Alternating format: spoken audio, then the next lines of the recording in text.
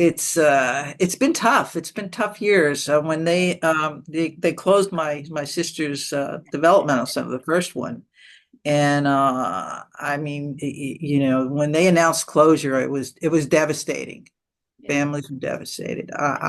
I remember being on the grounds, on the weekends and seeing families there. A lot of families would come together with the little kids, bring the little tricycles, and because most of these facilities they're like campuses. They're beautiful grounds. You're like at a park, and they come and spend their Sunday afternoon there.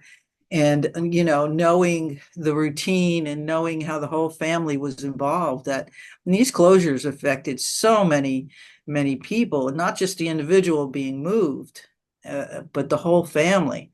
I mean, they closed down. They closed down. We had cottages, and each cottage was sort of had, it might be set up a certain way. Like we had one cottage for individuals that were blind or blind and deaf, and they were going to move this entire cottage. They had to move this when closure. They had to move this whole, and just the thought of all those individuals who knew the ins and outs of that whole uh, cottage and where their bedrooms were and where the cafeteria was and the restrooms and the showers. And now to change them and also to have them intellectually impaired so that you couldn't even explain to them that this changes. You and I know, and if we have to move, whether, if it's more or less not what we want to do, but we have to do it, we can understand and rationalize and say, okay, well, it won't be so bad. I can do this. I can bring that with me. I will see. I could still call my friends. I could still go out to lunch with them.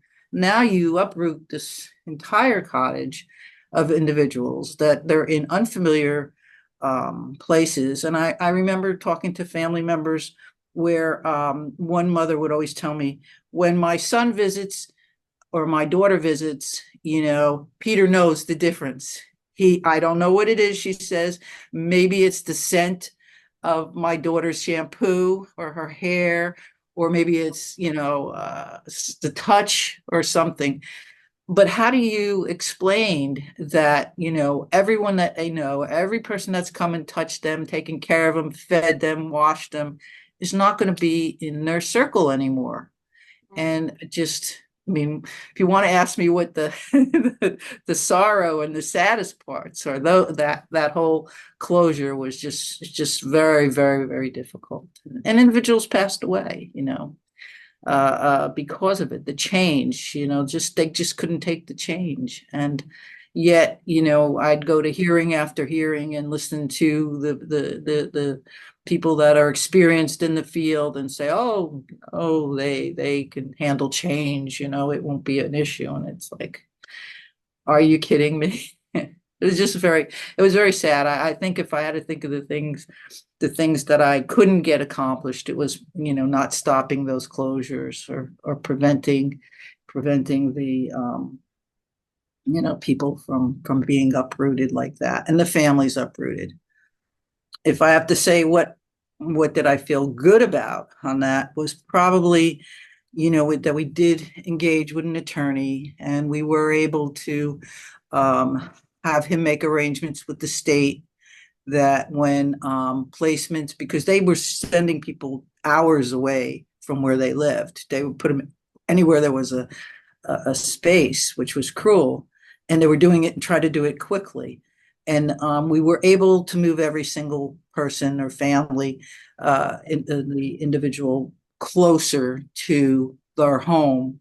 At the end of the day, if they wanted to move somewhere, they were able to move again. But that was about, the best we could do. Just stopping the closures was just something that we couldn't do, and I just feel I've let a lot of people down for that. But we'll see. Hopefully, things will get better. We've got to work together. I think having an organization like VOR working for us and guiding us and making sure that we get to our representatives and we put the right message out there and work together.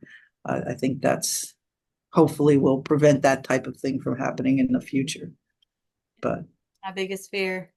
yeah, yeah. I can't even imagine. I don't understand why they are against, congregate care. The ICFs, are the most comprehensive program that CMS offers. On-site doctors and nursing, where can you have that? They can't provide that anywhere else. They have to have the services come to these individuals that are like that. Why would you not want to continue that program for those that choose it? For those that choose it, not everyone.